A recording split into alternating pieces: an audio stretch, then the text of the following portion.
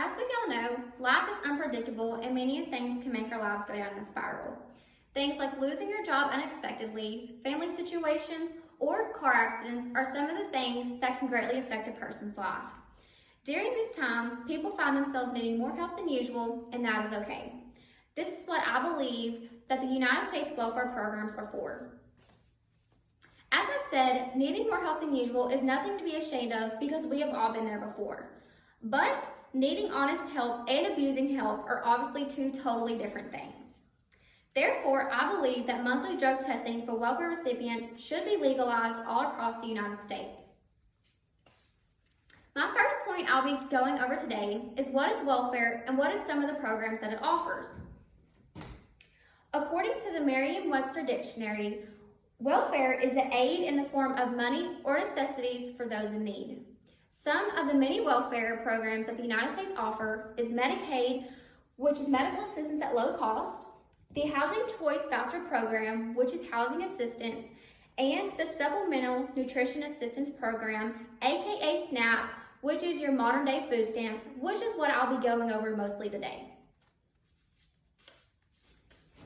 According to my godmother, who works for the state by overall helping people go through the welfare application process, she said that the physically sick, the elderly and retired, single mothers, the work injured, or big families are all groups of people that mainly make up the welfare community. Next, I'll be going over a couple reasons as to why I believe that welfare recipients should be drug tested. The first being that, as y'all know, most people that work are drug tested before they start their job. Take me, for instance. I work at a hospital and I've been there for about 8 months. In those 8 months, I have been drug tested 3 different times under unsuspicious reasonings. So why is it fair to drug test me, but not people who are receiving extra help, rather they are being honest about it or not? Most people tend to forget, in my opinion, that welfare is not a privilege, it's a right, just like a job.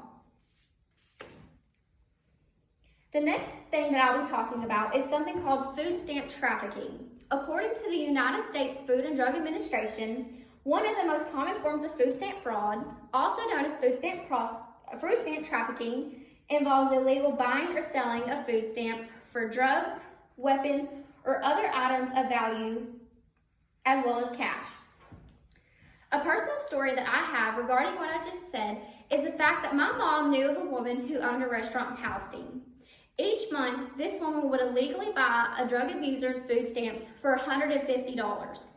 The man's food stamps benefits were ranging about $300 a month, and as you can tell, she got that for half off.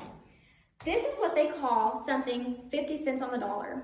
What this means in basic terms is that the buyer sells the recipient's food terms for half the cost, which is very illegal to do. The reason that she was able to get by with this is because photo ID is not required when purchasing items for food stamps card.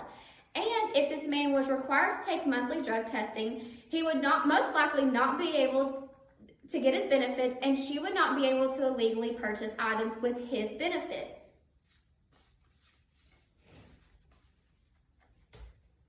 After doing some research, I came up with a couple of very simple plans that might work if monthly drug testing became legalized all across the United States.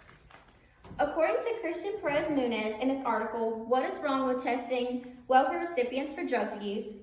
In 2003, the state of Michigan planned to test all applicants for the temporary assistance for needy families. The program stipulated that those applicants who tested positive or who refused to be tested would be banned from welfare assistance for up to 1 year. A plan that I have regarding this is that we could offer hair follicle tests at a reduced cost.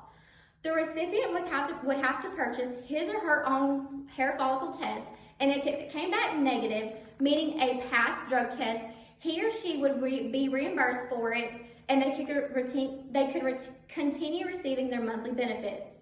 However, if it came back positive, meaning a failed drug test, he or she would not get reimbursed for it, and they would be kicked off of welfare assistance for at least 5 to 6 months.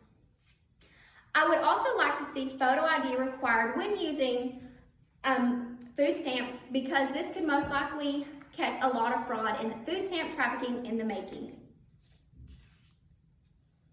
As you can tell, the reason that I said to do away with urine tests is because, according to the United States Food and Drug Administration, the most that a urine test can show certain drugs is up to 4 days. For instance, heroin can show in only 1 to 3 days after its use, cocaine 2 to 3 days, meth 2 to 3 days, and MDMA, which is ecstasy, 2 to 4 days. On the other hand, hair follicle tests can go back to 3 months after all of these drugs is used. As you can tell, with using urine tests, this would allow drug abusers to do certain drugs and not get caught towards the end of the month. With hair follicle tests, that would most likely be the best route to go for this case. My next plan that I came up with was a bit hard to come up with, because when you're regarding children in a home that has drug abusing parents, it's always a tender subject. But with saying that, the plan that I came with is that the fact that people in welfare who have kids, if the parent or parents ended up testing positive for drugs, the children should be questioned/screened for possible child abuse or neglect.